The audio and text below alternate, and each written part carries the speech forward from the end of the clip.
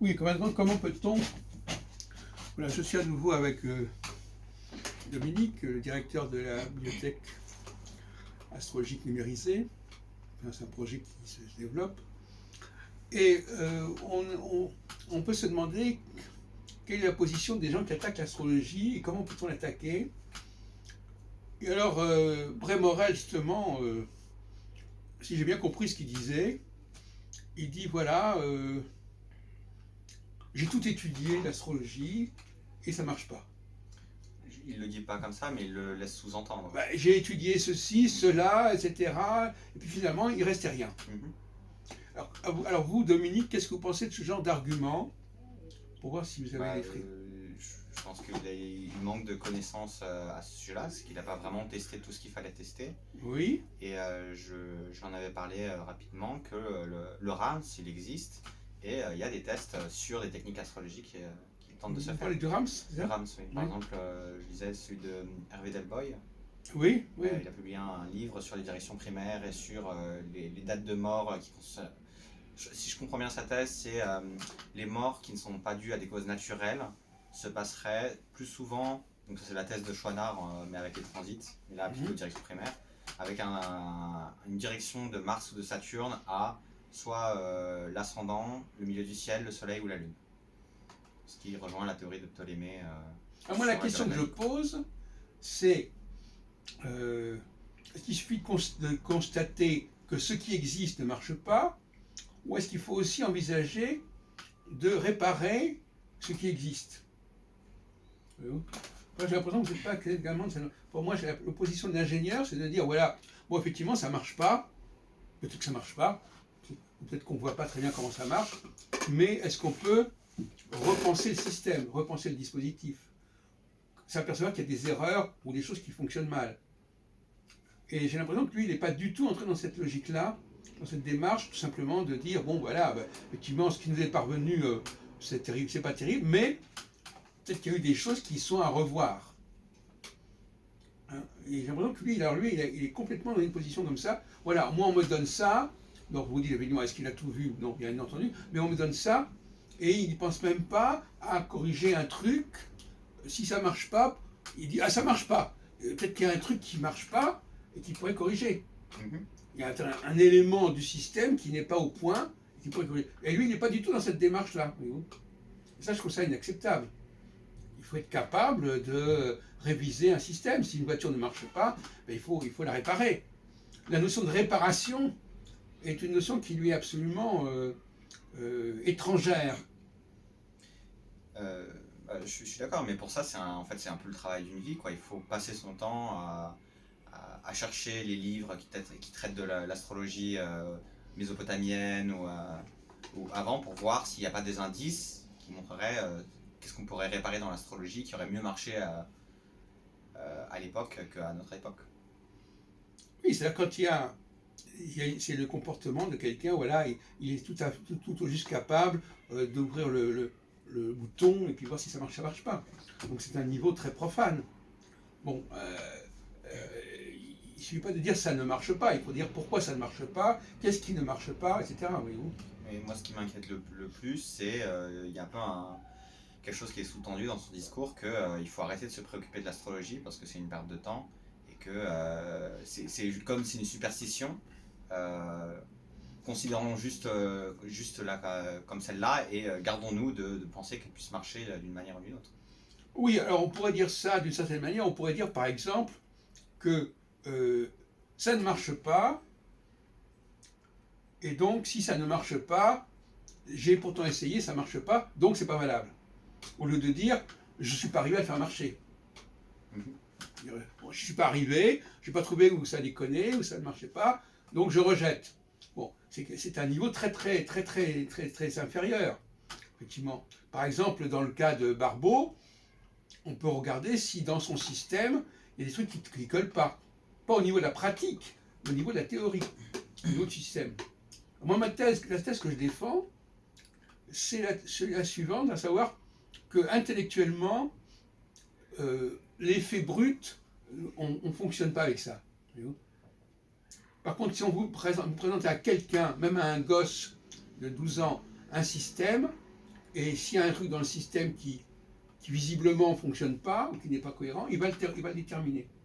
On est beaucoup plus capable de percevoir les failles d'un dispositif, d'un tableau, d'un schéma, que de déterminer pourquoi quelque chose, pour déterminer si ça marche ou si ça ne marche pas. On sait très bien que dès qu'on est dans le domaine du ça marche pas, on est à un niveau très très basique. Donc, ce qui est intéressant, c'est de montrer, de présenter. Justement, l'autre jour, je ne sais pas si vous avez lu mon livre Les mathématiques divinatoires. Pas encore. C'est un ouvrage extrêmement important parce que justement, ça illustre ce que je dis. C'est-à-dire que je prends un certain nombre de systèmes et chaque fois, j'essaie de retrouver la cohérence qui peut manquer. Donc, c'est un petit ouvrage qui est quand même sorti en 83. Donc, en 83, c'était quand même il y a 47 ans. Vous êtes né dans quelle année, vous, déjà? 94. Ah oui, je n'étais même pas encore né à ce moment-là. Donc, voilà, c'est un ouvrage qui illustre ma méthodologie. Voilà, je prends un certain nombre de dispositifs et j'essaie de les rétablir. Bon, par exemple, on en a déjà parlé, mais il s'agit de montrer quelque chose qui... Par exemple, une des questions qui se pose, c'est... je sais pas si on en a déjà parlé. Est-ce que le début d'un cycle, c'est la conjonction ou le carré, par exemple? Je pensais que c'est le carré, ce que j'ai compris. Alors, il est évident que selon la réponse, vous n'aurez pas du tout les mêmes résultats. C'est aussi simple que ça. Quand Barbaud dit le point de départ, c'est la conjonction, parce que la conjonction, c'est à la fois la fin du cycle et le début d'un cycle, à partir de ce moment-là, il s'engage dans un processus qui va affecter son interprétation. Or, s'il se trompe dans sa définition, si au lieu que ce soit le commencement, c'est sinon l'aboutissement, du moins un deuxième temps, ça ne pourra pas marcher. Donc c'est comme ça, c'est des choses comme... Alors, est-ce que vous avez cet esprit qui vous permet de déterminer où il y a une erreur? Voilà. D'ailleurs, justement, à ce propos, je signalais tout à l'heure dans une autre émission un éloge de l'erreur que j'ai fait en 90. Je ne parle pas d'astrologie, mais c'est le problème de l'erreur. L'erreur, rechercher, trouver l'erreur. Il y avait un jeu dans le transport qui s'appelait le jeu des 7 erreurs. Et trouver l'erreur, repérer l'erreur. Et par exemple, dans le domaine de la langue, je vais vous poser une colle, enfin. Par exemple, vous connaissez l'anglais, vous, je crois. Oui. Par exemple, en anglais, il n'y a pas l'équivalent. Bon, par exemple, en français, on peut passer de tout à tous. T-O-U-T, T-O-U-S.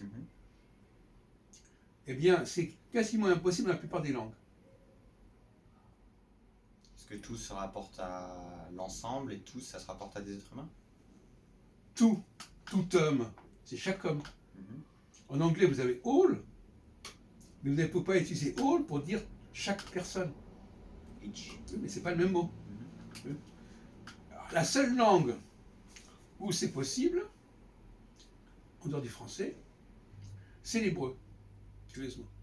Là, il y a une parenté curieuse. On peut employer le mot kol aussi bien pour désigner un ensemble, une totalité, que pour dire chacun. Donc là, j'ai trouvé des passerelles entre le français et l'hébreu.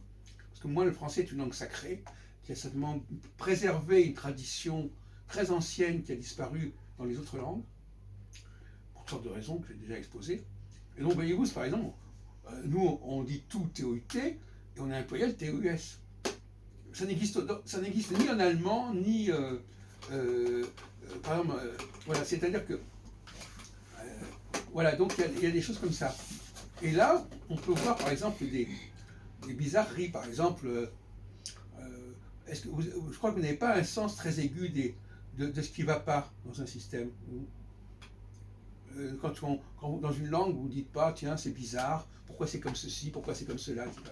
Je crois qu'il est important d'avoir une approche critique, de s'apercevoir que quelque chose ne fonctionne pas. C'est pas que ça ne fonctionne pas parce que vous l'avez mis en pratique, c'est que ça ne fonctionne pas déjà en tant que moteur.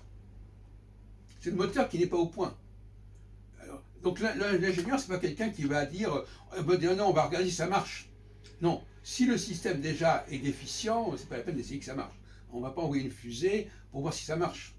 On va déjà s'assurer qu'elle est en état de fonctionnement. Vous voulez avoir par exemple pour la langue, une langue qui soit structurellement, qui qu'il y ait une bonne structure, mais le fait est que même si la structure n'est pas assurée, on peut quand même l'utiliser.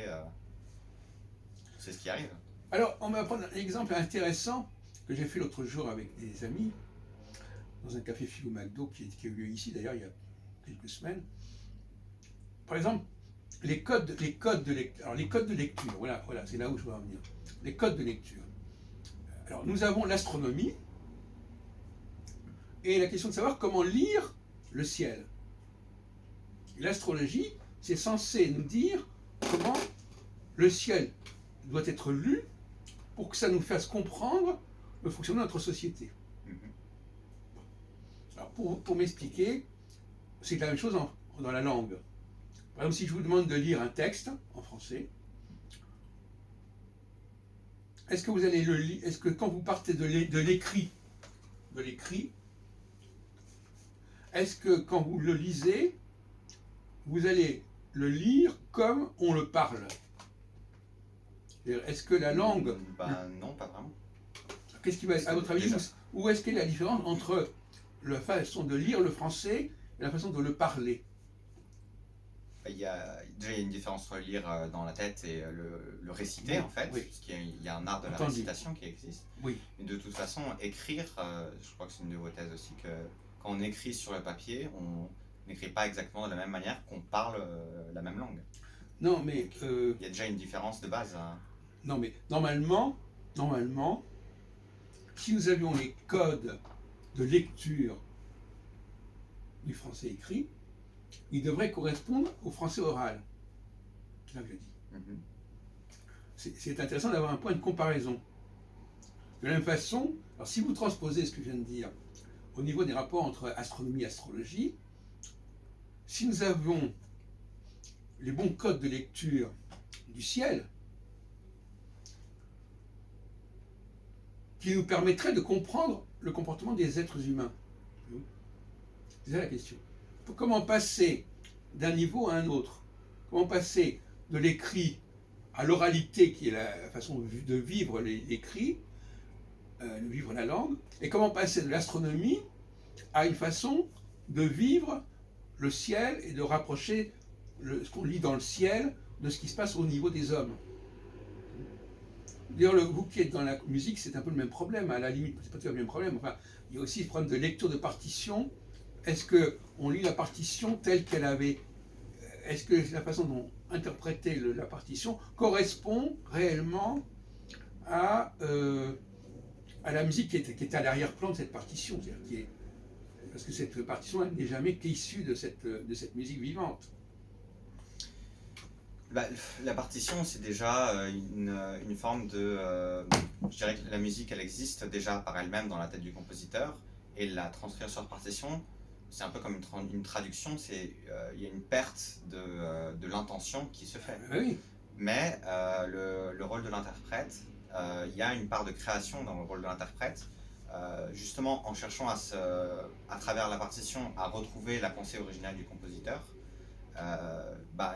Surtout pour les compositeurs qui sont morts, on ne saura peut-être jamais ce qu'ils voulaient vraiment dire à ce moment-là, mais en nous voulant aller vers cette direction, même si on n'apparvient pas à ce que le compositeur voulait, on crée quelque chose par-dessus la partition, qui fait que la musique créée par le compositeur ne lui appartient plus finalement. Oui, ça veut dire dans un truc sur l'erreur, on peut faire une erreur qui elle-même est créatrice. Mais néanmoins, il y a aussi l'autre question qui se pose, c'est est-ce que vous avez les bons codes de lecture de la partition?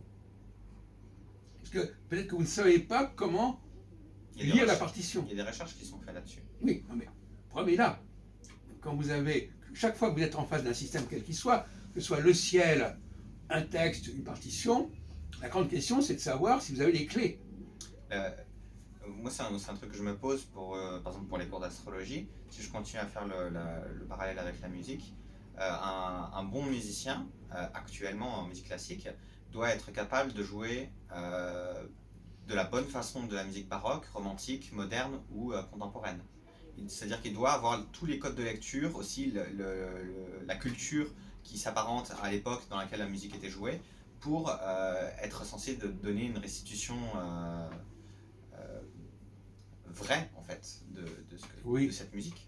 Donc est-ce qu'on ne pourrait pas, un souhait pour le futur, pour l'astrologie, avoir la même démarche. C'est-à-dire que si je veux étudier l'astrologie grecque, eh ben, il faut que j'ai une connaissance de comment fonctionnait la pensée à ce moment-là, afin de ne pas faire d'anachronisme. Pareil pour l'astrologie médiévale, ou celle de Kepler, ou ce genre de choses. C'est-à-dire qu'il ne faut pas seulement lire le livre qui a été écrit par l'astrologue, il faut aussi savoir qu'est-ce qui entourait cet astrologue à ce moment-là, pour savoir dans quelle culture il baignait en fait.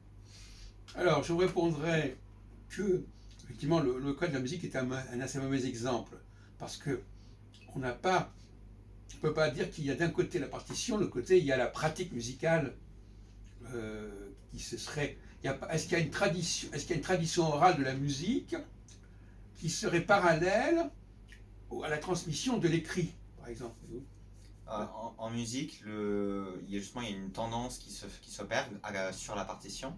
C'est-à-dire que la partition écrite par Bach, il y avait très peu d'indications qui étaient données à ce moment-là. Parce qu'on considérait que l'interprète avait une culture de l'interprétation et de la lecture de la partition. Mais malheureusement, on ne sait pas comment ils jouaient, les interprètes. Eh bien, si, figurez-vous qu'il y a des traités d'interprétation qui nous ont été transmis de l'époque. Mais ce que je voulais dire, c'est que là où Bach écrivait peu sur sa partition, regardez une partition de musique du XXe siècle, tout est écrit.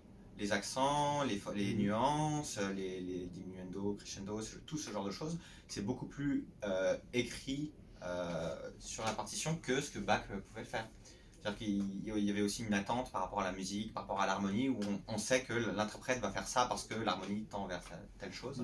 Alors que peut-être que c'est dû à la complexité de la musique contemporaine, la complexité de l'astrologie aussi, que puisque c'est plus difficile c'est moins basé sur la culture et on a une recherche de nouveautés, il faut plus écrire sur la partition afin que l'interprète soit plus proche de la pensée du compositeur. Oui, mais si on prend le cas de la langue, on ne peut pas suivre votre raisonnement. Dans le cas de la langue française, par exemple, il y a une tradition orale de la langue française qui s'est perpétuée jusqu'à nos jours, depuis des siècles, et qui doit être et qui sert de référence à l'écrit. Si on n'est pas capable de, si on n'a pas capté les bons codes de l'écrit, on ne va pas retrouver la langue française telle qu'elle se parle. Et le problème, c'est qu'il ne faut pas avoir un comportement autiste. Il faut toujours qu'il y ait un référentiel extérieur. Par exemple, dans le cas de l'astrologie, contrairement à ce que vous dites, le référentiel, c'est notre société, comment fonctionne la société. Est-ce que l'astrologie, est-ce que le livre astrologique qui est le ciel, quelle est la passerelle entre ce livre astrologique et ce que vous observez du monde, de la société, du fonctionnement de la société?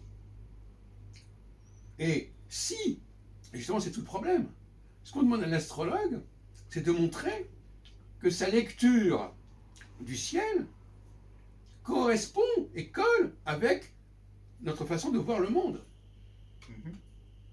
Mais c'est vous qui posez la question, est-ce que la façon dont on appréhende le monde est déjà la bonne? Si on dit que l'astrologie correspond au monde, mais que notre vision du monde est biaisée, comment on peut avoir un travail sérieux pour faire correspondre l'astrologie avec le monde?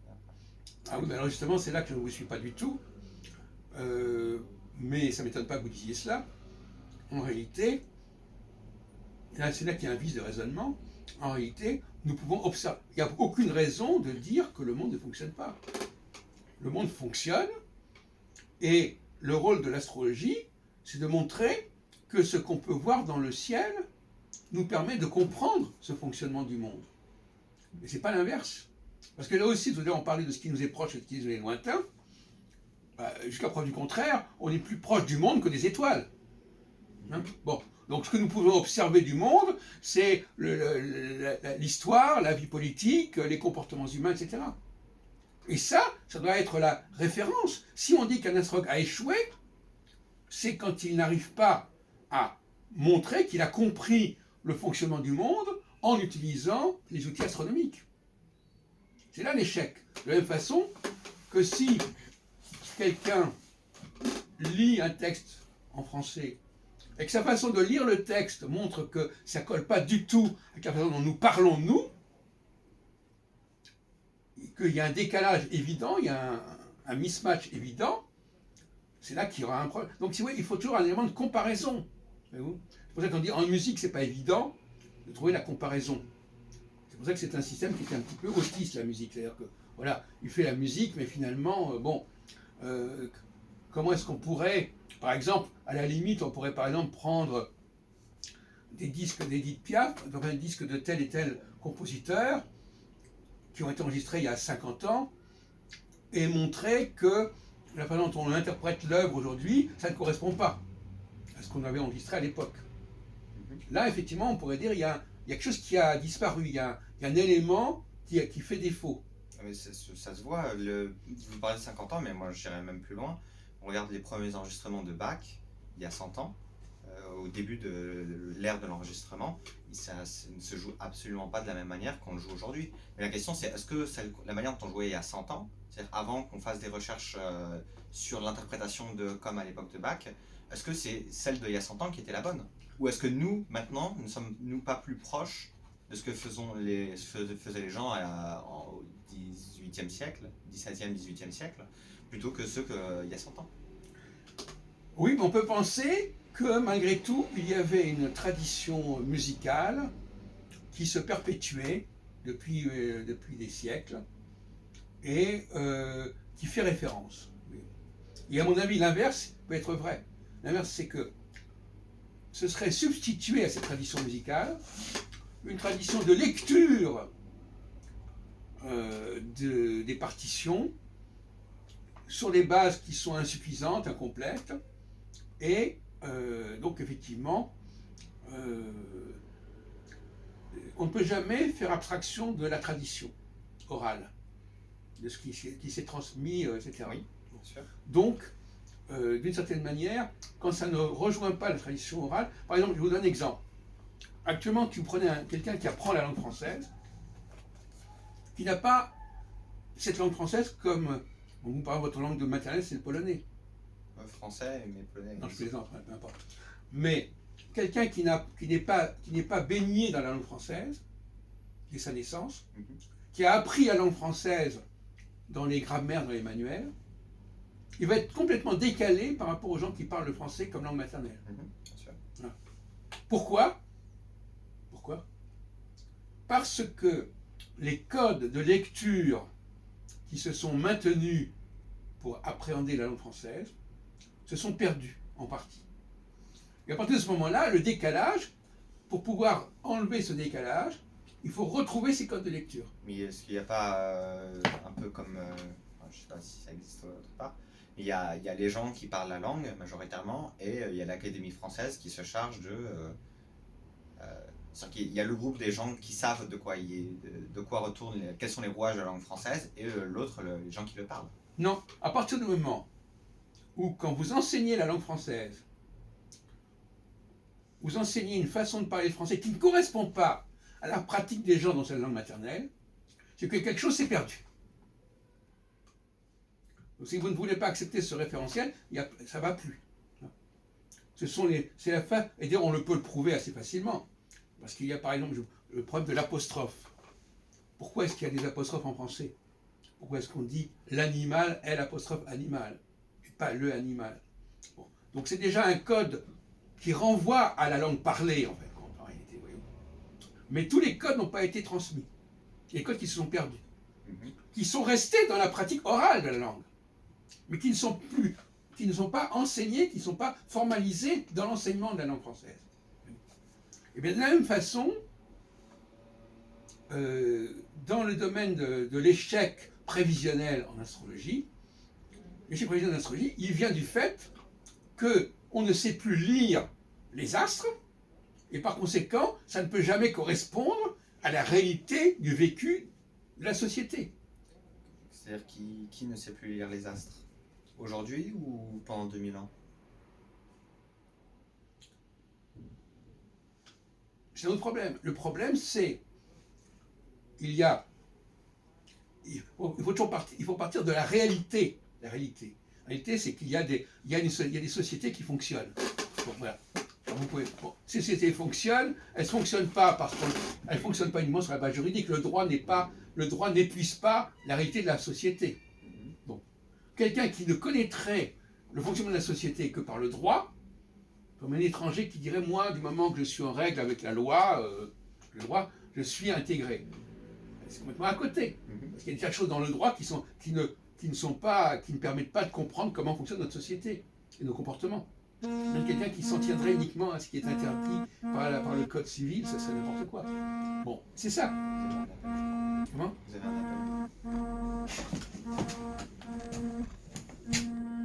Oh, c'est pas important. Par contre, là, oui. C'est un copain qui, je sais pas,